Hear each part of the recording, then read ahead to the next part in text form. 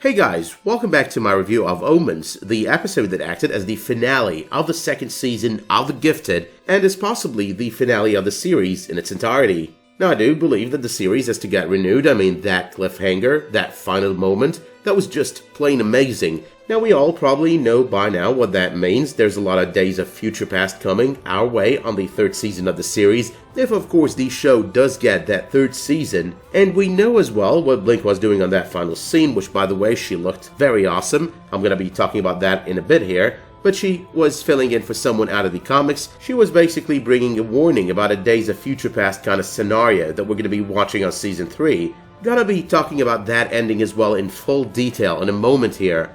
But because we've got a lot to discuss on this video, we've got a lot of Easter eggs. Like when I say a lot, it's not the usual lot, it's a lot of Easter eggs. We've got that ending, we've got the possibility of Season 3, we've got what that ending might lead to at the very end of Season 3 as well. So let us just leave that ending for number 2 on this video and start off with the possibility of renewal for a Season 3 in number 1. So I've discussed this repeatedly and over the course of so many videos, and how The Gifted is probably the easiest to integrate with the Marvel Cinematic Universe. Like it's really pretty much effortless, and even with the Von Struckers you can deal with that and make them another branch of the Von Strucker family that we already know within the MCU, like cousins or something. We also know that the series is partially produced by Marvel Television or under the supervision of Marvel Television, which means that they do have a stake in it. The stake is going to get bigger once the Fox deal is finalized, which is pretty much a matter of time now. There is nothing to say that it won't be finalized, but only, and as I just mentioned, a matter of time. So the other thing that we do know is that Hulu already does air the episodes like along with Fox, like every week. And we also know that Hulu is going to end up being 63% owned by Disney by the end of this deal, by the completion of this deal. Hulu as well seems to be getting mega contracts when it comes to Marvel animated series. They've definitely shown interest in acquiring all the Netflix cancelled series, and they might as well show interest in producing and acquiring The Gifted for their own platform. When you kind of think about it, when The Gifted Season 3 has that Marvel Television logo at the beginning of every episode, a lot more people are most probably going to want to tune in. I do expect that, I do see it happening, so I've kind of got the feeling that the series is going to get renewed and is going to be renewed on Hulu.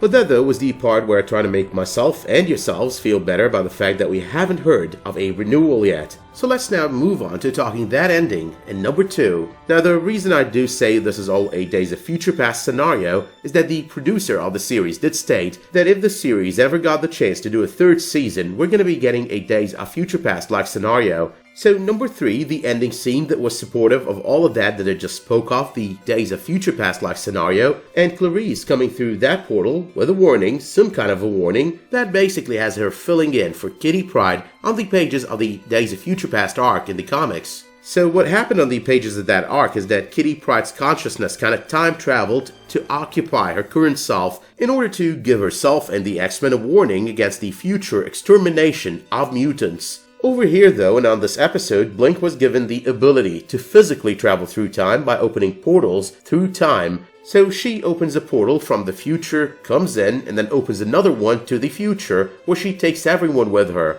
But speaking of that portal, let's talk number 4. You can see burning, you can see fire through that portal, which means that you're looking at a future that's going to be plagued with war, and this war is going to be against mutants. But there is also number 5, not exactly by the colors, but by the overall dress code. Clarice over here does represent Kitty Pryde from the comics. I mean, it's not the colors as I just stated, but the dress code. So yeah, that's a flat out Easter egg. But when it comes to that one scene, there is this one final point in number 6, the fact that Clarice has got those projectiles to her name. Now that has nothing to do with the Days of Future Past scenario, has nothing to do with Kitty Pryde, but rather has everything to do with Clarice and becoming more like her comic book persona. That's actually 2 for 2 on this episode. We've got Thunderbird and we've got Blink, and I'm going to be talking about Thunderbird in a little bit here. But nonetheless, when talking about Blink, she's got the projectiles, she's using them to open portals, and now all she's missing is really the costume out of the comics. But really, substance over form. What matters is that she's got her abilities straight, she's got everything straight actually.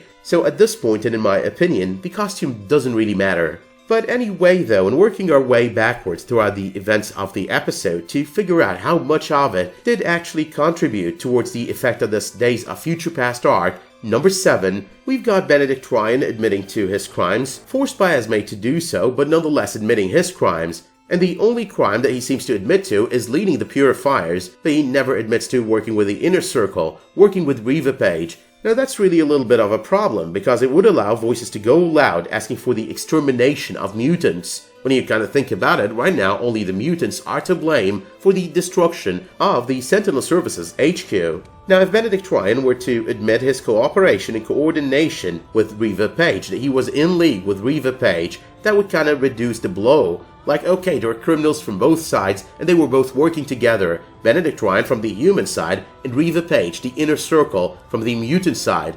But there's also number 8, the state that Jace Turner is in at the end of the episode. Now that state kind of reminds me of Ahab, and he might not be as broken as Roderick Campbell was when he became Ahab on the pages of the comics, but after all it's enough to say that Thunderbird came flying at him and just landed over him. That's enough to break him enough to turn him into Master of the Hounds. I think he's a flat out Easter egg to Ahab. Now that also fits with number 9. There is the fact that the only part of Reva's plans that actually went through was the destruction of the Sentinel Services HQ. That's really a little bit of a problem, because that's the entity that's supposed to fight mutant terrorism. So just imagine it, the one government entity that is supposed to be able to fight mutant terrorism, the one government entity that has the weapon, the hounds, that are able to fight the mutants, is actually taken down by mutants. That's actually going to cause a lot of turmoil, a lot of hatred towards mutants, and going to bring out the worst in people.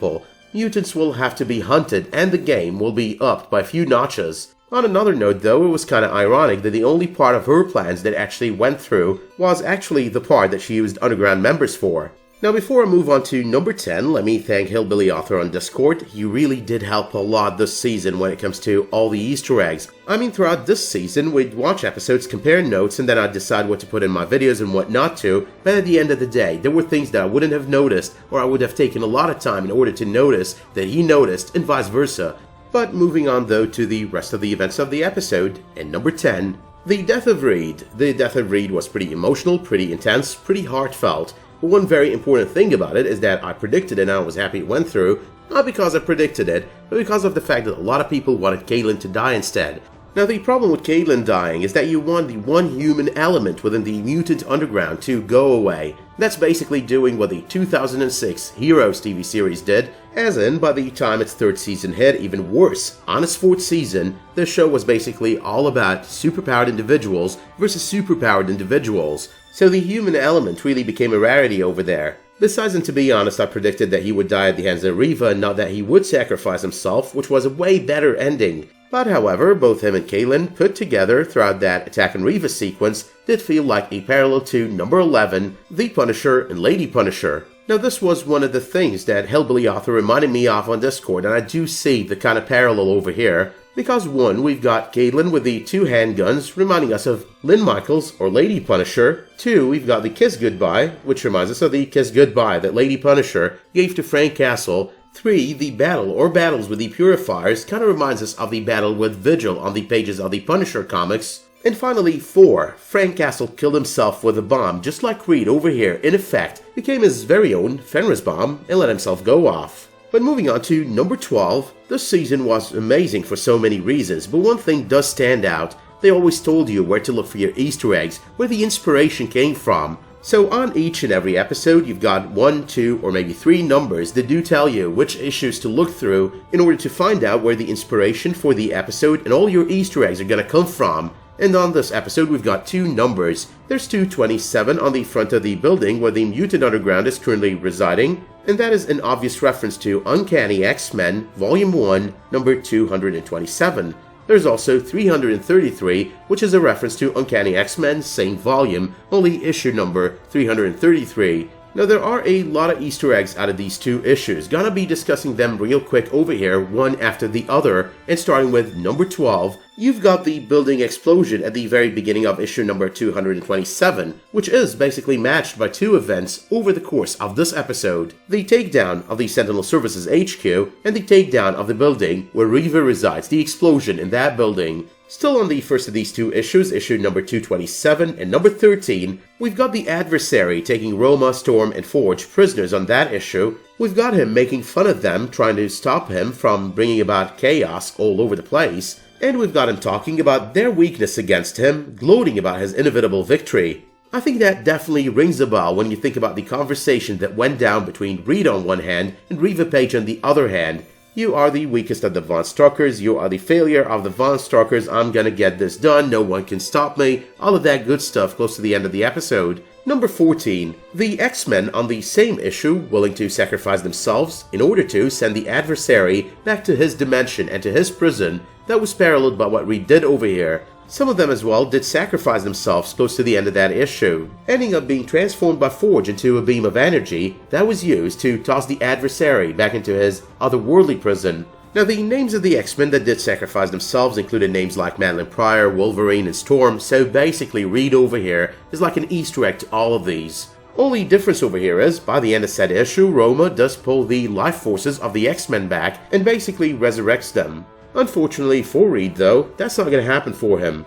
Now there are a lot more subtle Easter eggs and parallels when it comes to this issue, but these are the major ones. So moving on to issue number 333 and number 15, we've got the Senator Robert Kelly Easter egg here. So on one hand, Jace Turner does represent the loss of family that we know that Robert Kelly suffered at the hands of mutants or mutant terrorism on the pages of the comics, and on the other hand, Benedict Ryan does represent the political power of the guy, the outspokenness of the guy when it comes to his deep hatred of mutants. There's also the fact that number 16, he was actually the target of the mutant assassination plot that ended up killing his wife. So pretty much what we're looking at over here, an assassination plot to take out his life, is quite paralleled by the plans of Reva Page to take out the entire government, and interestingly enough that would include the Capitol building, with everyone in it. Number 17, there are bits and pieces on the pages of this arc, little statements, that do as well fit as parallels or Easter eggs to this arc.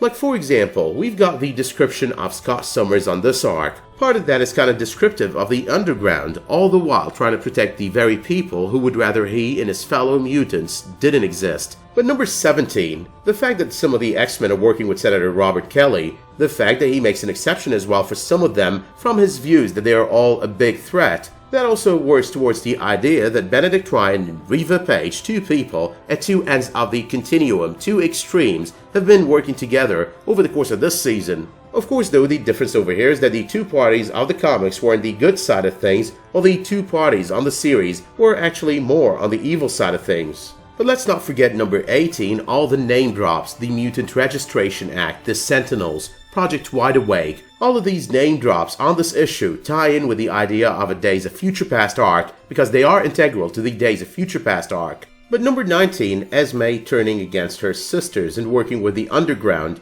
Now this was not exactly about the same circumstances that it all happened in the comics, but nonetheless, it does fit the profile. I mean, in the comics she does do it for love, and over here, she does do it for her friendship with Lorna, and because she's reminded that what she's doing to these mutants is exactly what was done to her as a child. Really loved how that story from the beginning of the season, those flashbacks with the Stepford sisters, kind of paid off on the finale of the season. But number 20 though, My Name is Thunderbird, he beats the hell out of Jace, he uses those knives, and he uses those chains. But nonetheless, that style of fighting, they use those chains and they use those knives, kind of reminds us of the period in which he became Warpath, rather than the period in which he was Thunderbird. But however, while his fighting style might remind us of his time as Warpath in the comics, there is also number 21, the fact that he did get his costume, his comic book costume, or something very close to it, the closest that we've got so far.